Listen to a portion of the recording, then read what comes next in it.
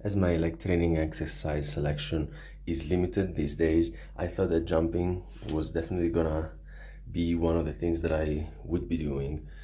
And what I was focusing on was to try and get a penultimate step with both the right and the left foot. Now, this is my right foot, and when I can actually get a decent jump in. What I'm noticing is that my hips could actually go a bit lower, and maybe that would allow me to jump a bit higher. I'm not really landing with any big hip flexion, so that's actually all right. But also the height is not very challenging either. So maybe working on getting onto a stopping step with slightly lower hips that could actually spring me upwards more. And this was the set when I was doing my right legs, and I was supersetting that with some um, few explosive bouncing jumps, just bouncing on the ball of my foot, not really putting any knee flexion in, and just to get the Achilles tendon a bit more springy. And this is the set where I was trying to get a left penultimate step, and I wasn't really doing a very good job. It's still a problem of coordination. I am not confident enough to make a larger stride, landing with my left foot and then using my right one to stop.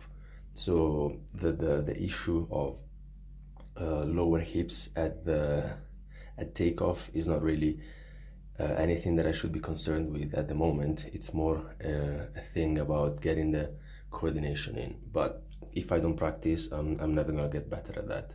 So there needs to be a starting point. And I was doing a few sets for each leg, and after each set, I was also supersetting with some of these little jumps, get a bit more bouncy. That should help in theory with the jump itself. And as I started with this, then I moved on to the upper body portion, and the pushing movement. I decided to split it into a pushing and a pulling movement, and then doing some handstands. So for pushing, I was going for dips, and I don't think I'll be doing these daily. I'll be rotating through a pike push-up, a normal push-up, maybe for higher repetitions, on a day where probably I'm doing a heavier pulling movement. So ideally, I'd do a slightly harder pushing movement and a slightly easier pulling movement, and alternate those as things go by. The the dips seemed alright, and then I went to experiment with an asymmetric ring setup when I was pushing my feet against the tree, and I was going for these body weight rows, inverted rows. These are kind of harder than what I expected. So at the 10th, I was barely able to pull myself fully up, and then I thought, yeah, why not progress these in this way?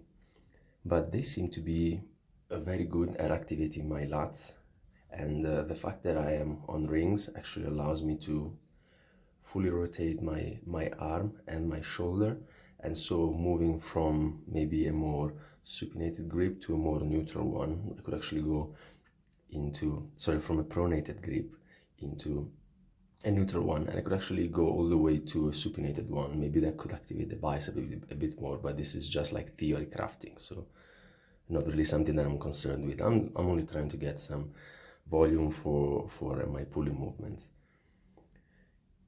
And then I was doing 3 sets of each of these things. Maybe I should do 2 and keep the volume slightly lower. I'm not really thinking that I'm gonna get that much progress on body weight only, so maybe I should just go in for a maintaining sort of mentality when I'm only training with body weight. But the dips felt all right. My shoulder mobility seems to be decent, pretty decent, and maybe I should work a bit more on leaning forward with my chest. That could be achieved maybe by also pushing the leg forward as I am at the bottom of the repetition. Maybe that could activate the chest a bit more. Again, biomechanical theory crafting at play right here. I'm not sure how worthy it is to concern myself with these minute details.